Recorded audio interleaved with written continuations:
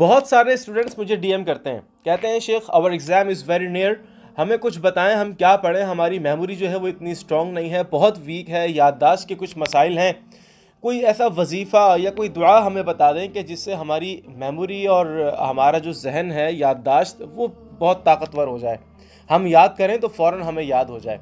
دو چیزیں آج بتانے لگا ہوں، یاد کر لیجئے گا۔ دا فرسٹ ون از، اس دعا کو یاد کر لیں اور جب بھی یاد آ جائے اس دعا کو پڑھتے رہیں۔ اب اس کا مطلب یہ نہیں ہے کہ آپ نے وظیفے کے اوپر اپنا ٹائم لگا دیا اور جو ہم نے یاد کرنا تھا، جو سبجیکٹس ہم نے اسٹڈی کرنے تھے اس کو رہنے دیا، ایسا نہ ہو۔